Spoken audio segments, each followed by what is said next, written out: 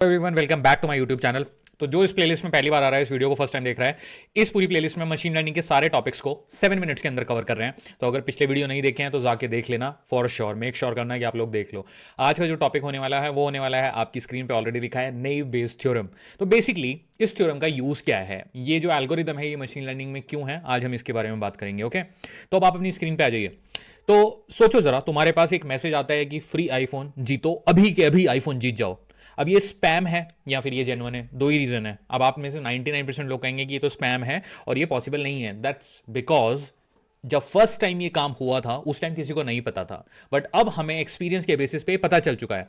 तो ये जो नेव बेयस है, जो ये थ्योरम है, ये बोलता है कि भाई तू टेंशन मत ले, मैं प्रोबेबिलिटी का बाप हूं, मैं तेरे को कैलकुलेट करके दूंगा बेसिकली। और पास्ट डेटा को देखता है और कैलकुलेट करता है कि जो मैसेज है वो स्पैम होने के चांसेस कितने परसेंट हैं या नॉर्मल होने के चांसेस कितने परसेंट हैं। कोई कॉम्प्लिकेटेड लॉजिक तो नहीं है, बस फीचर्स जो होते हैं, फीचर देख के प्रोबेबिलिटी के हिसाब से सीधा प्रिडिक्शन आपको दे देता है। सिंपल ये एल्गोरिदम जो आप अपनी स्क्रीन पे देख रहे हो, ये एल्गोरिदम फैक्ट से बात नहीं करता, ये चांसेस से फैसला करता है। तो जो आप यहां पे अगर डायग्राम भी देखोगे तो ये वो मैथमेटिकल फॉर्मुलाज हैं जो हम यूज करते हैं।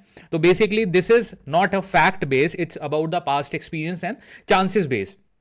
तो उसी लेवल पे काम करता है। तो अगर आप डायग्राम में देखो यहां पे, तो आपको ये फीचर्स दिखाई देंगे, प्रोबेबिलिटी उसके बाद कैलकुलेट हो रही है। देखिए प्रोबेबिलिटी क्या होती है, 0 से 1 के बीच में होती है प्रोबेबिलिटी किसी चीज के होने की, तो वो हम यहां पे कैलकुलेट करते हैं। तो प्रोबेबिलिटी कैलकुलेट करना तो बेसिक मैथमेटिक्स है, आई एम एक्सपेक्टिंग कि वो आपको आना चाहिए। ओके, अब बात करते हैं पॉइंट नंबर 2 की। जो पूरा गेम है बेस थ्योरम का, वो किस चीज के ऊपर चलता है बेसिकली।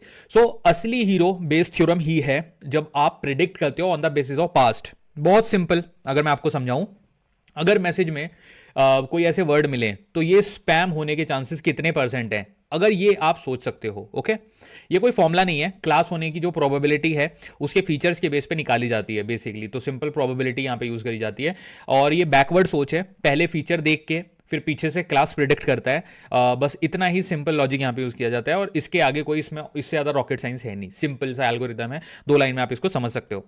अब पॉइंट नंबर 3 की अगर आप बात करो, बेसिकली नेव, इसके सीक्रेट सॉस और इसके बेसिकली फन ट्विस्ट हैं क्या इस एल्गोरिदम के।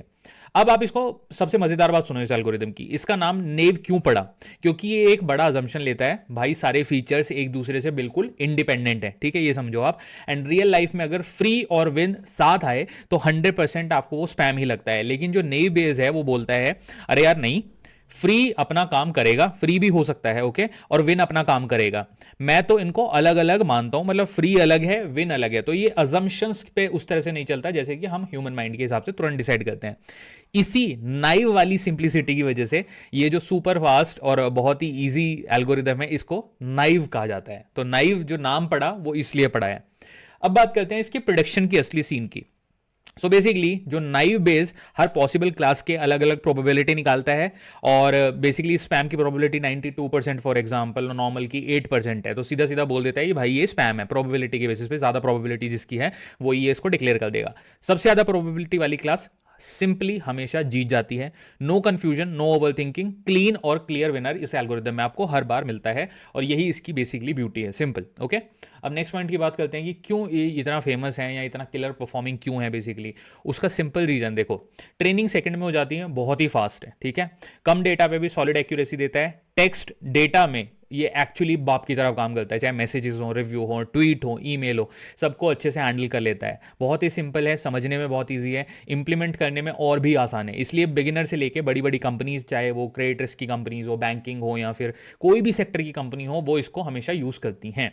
अब लास्ट पॉइंट क्या देखिए, रियल लाइफ इसके एग्जाम्पल क्या है, मतलब रियल लाइफ में ये यूज होता कहां पे है। तो चलो देखते हैं इसकी जो असली पावर है वो कहां पे आपको देखने को मिलेगी। जीमेल और याहू में जो स्पैम का फिल्टर है, हर दिन लाखों स्पैम मेल आपके आते हैं, उनको ये रोकता है, यही बैकएंड पे काम कर रहा है। अमेजॉन, फ्लिपकार्ट पे रिव्यूज पॉजिटिव या नेगेटिव चेक करता है, फेक न्यूज पकड़ने में भी काम आता है। उसके अलावा व्हाट्सएप पे स्पैम मैसेजेस आपको ब्लॉक करने में मदद करता है यही एल्गोरिदम। न्यूज आर्टिकल्स की कैटेगरी किस हिसाब से डिवाइड होगी, भाई वो स्पोर्ट्स में जाएगा, पॉलिटिक्स में जाएगा, एंटरटेनमेंट में जाएगा, वो सब ये डिसाइड करता है और साइलेंटली हर जगह काम करता है। प्रोबेबिलिटी का बेसिकली साइलेंट किलर एल्गोरिदम है ये, सिंपल। ओके, अब आपको क्या याद रखना है, तो सिंपल आपको याद रखने हैं एक बार में, सिंपल सिंगल लाइन में, फैक्ट्स पे नहीं, प्रोबेबिलिटी के बेसिस पे आपको फैसला लेना होता है, और वहां पे नाइव सबसे ज्यादा यूज होता है।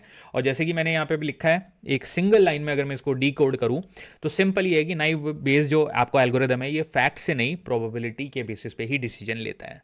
तो always remember, it's not about the past experience and the facts, it's about the probability of the event and non-event. So that's simple, and this is all about naive Bayes theorem. आपसे मिलूंगा अगले video में किसी और interesting से algorithm के साथ। I hope आपको वीडियो पसंद आया होगा, कॉन्सेप्ट क्लियर हो गया होगा। कोई क्वेश्चन कंसर्न हो कमेंट करके पूछ लेना। Let's talk about more in comment section. Okay, thank you so much, all the best.